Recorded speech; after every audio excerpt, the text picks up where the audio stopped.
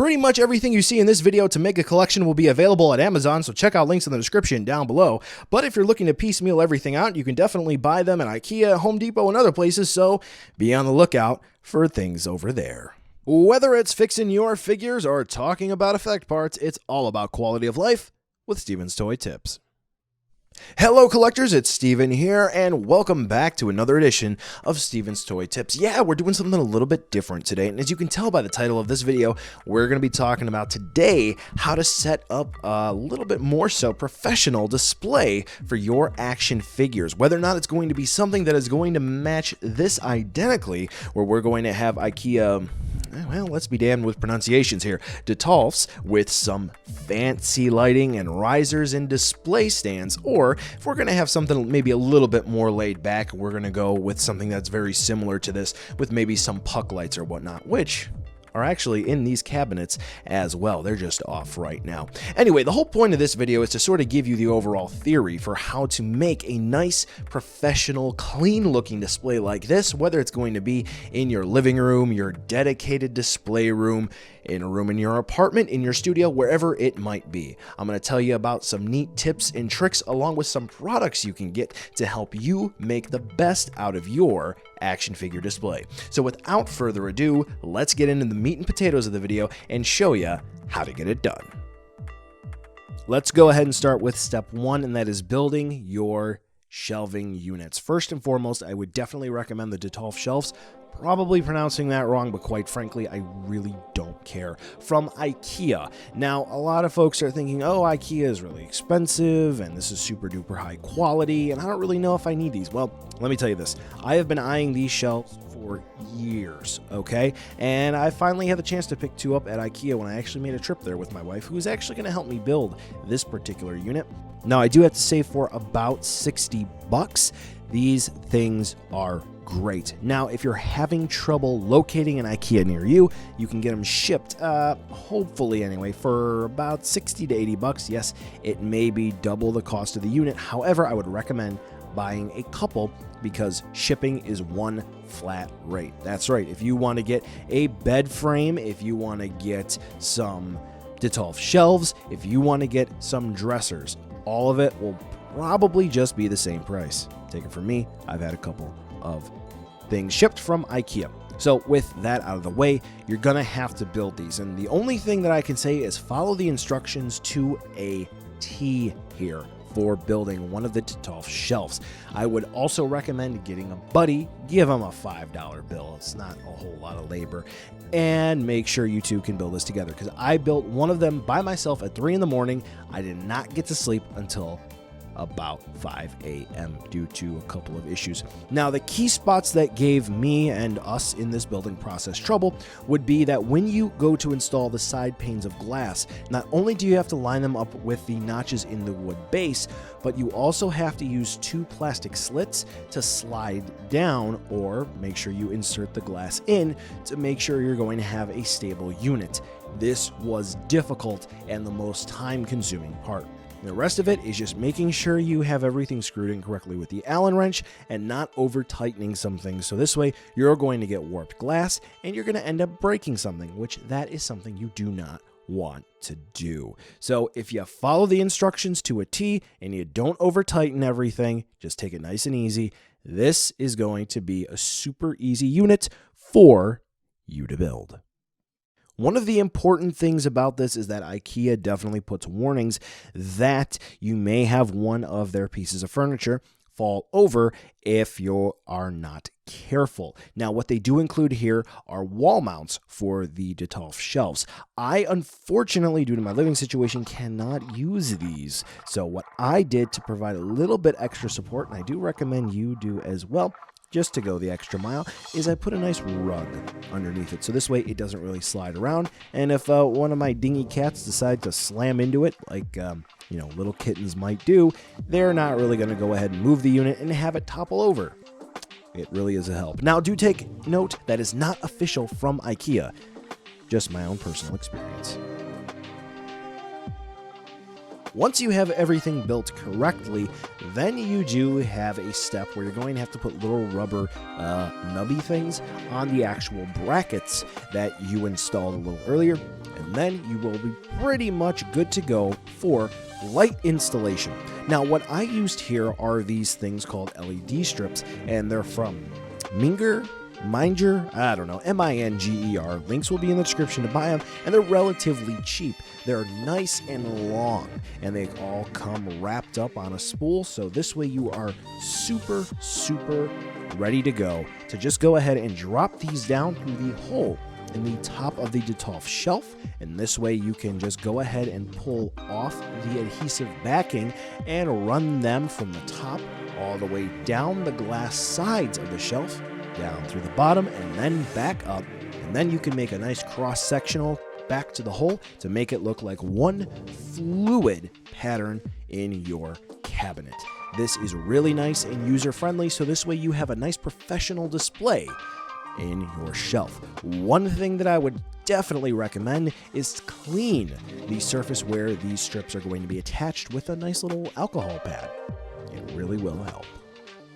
Now, to help with some extra lighting or for some ambient lighting, what I went ahead and did is I got a hold of some puck lights, and what I did is I stuck them to the bottom of the shelves. This way they would shine down onto the shelf below them and add a little extra light. Now, these particular ones can shine white light, red light, green light, and blue light, so this way I can get a couple of different feels. Now, one way you can do it, and this is the way that I initially did it, is center them in the middle of the shelf facing downward. Now, I've experimented with this a little bit more after I've had the shelves up. What I would do instead is actually move them a bit closer to the front of the cabinet door, so this way you have a nice, more so even light distribution to cover everything. But the way that you install them is simple and easy to do. You don't really need an in-depth explanation for that. Now that you've got your shelves installed, you're going to need to get your supplies to make sure you can build the best displays possible. Some simple tools for this are going to be support stands and risers. These are super important, and they are, guess what, relatively cheap if you're going to go ahead and buy them in bulk. So what I would definitely recommend doing is planning out your displays ahead of time, so this way you know exactly how many risers to get and you can save the most money. Now, what's actually really cool about this is I'm going to do a little montage here of me assembling some displays and using those risers and support stands, is that you can use just general cake or cupcake display stands that are sold on Amazon for relatively cheap. You can get a nice set of 9 for $25, and that should be at least good enough to get you going for a display. And if you need more, you can always buy more. Again, links will be in the description down below. I use all of the risers that I bought ahead of time for this, so I made out just fine. I am going to have to go back and get a couple of other smaller risers for a couple of areas of my display, which we're going to take a quick look at in a second. But yeah, risers are always helpful to maximize your overall shelf space and to make everything completely visible to those who are going to be admiring your shelf. And you as well. Now, in terms of actually building a shelf display, what I would definitely recommend is not necessarily going for volume. Now, on my Metroid shelf, absolutely, I pack that thing to the brim. Even more so, my Kanto Pokemon display. But if we take a look at my Teenage Mutant Ninja Turtle shelf, I really didn't fill it up that much. For now anyway. The reason being is that it's the overall display and for what it calls for. Think about it as an art form, if you will. You don't have to pack your Teenage Mutant Ninja Turtle display with a whole bunch of different props and whatnot. What you can simply do is just have them in a couple of action poses with their unique weapons, maybe a prop or two that would seem fitting, and suddenly you have a nice display of all 4 turtles looking great in some simple action poses and with their weapons. And you know what? That delivers a very, very powerful and clean display. And let me be honest with you here, folks, that is going to look so much nicer than a shelf packed from side to side, front to back with Transformers all in a neutral pose on equal level. Yep. What's also more important is keep in mind that you're going to want to display your figures in nice poses. So make sure you really practice posing your figures so this way you can have Vegeta powering up properly. Maybe you can experiment with different ways for Trunks to hold the sword. Maybe you're going to have one of your Samus figures in a nice jumping pose while the other is going to be in a unique power pose, almost as if she is simply ready to destroy all of the Metroids in the universe. If you need help with posing, make sure you subscribe because I will definitely have videos up soon about how you can best pose your figures. Now, before we head on out, I know one question you've probably been asking yourself: Steven, can we take a closer look at those lights? After all, you've installed some LED strips and some puck lights. We want to see how they work. Well, you see, for the LED strips that I've chosen for my own personal display here, they have 5 different settings along with on and off switch. Well, here we go. Let's take a look at them. Now we're going to go ahead and take a look at the puck lights and how they respond once they're installed in the cabinets to a remote. Because do remember, you can change the colors with just pushing the lights. Yeah, that's pretty cool. So one issue that these have is they do need a clear line of sight from the remote to the individual light, and unfortunately the way that they're installed doesn't really work too well. You're gonna have to hit the power button a couple of times or the color change button a couple of times, but yeah, once you do get it to work, then you will be golden. Now, they do also dim, so that is good, and they dim on all color settings, so this way you can get them to be real bright or real dim. That's very good. Now, here I do have 2 different brands of puck lights. One, I believe, was from GE, and the other was just a cheapo brand I got at Home Depot on a Black Friday sale, because I unfortunately lost some of the original brand of puck lights that I bought, and I had to get some others for cheap. So unfortunately, they are going to work on different remotes, and the white light color is going to be a little different. But anyway, the fact of the matter is, all puck lights are going to kind of be the same in how they respond, except for the color of the lights. Try to always use matching pairs for, well, all your cabinets.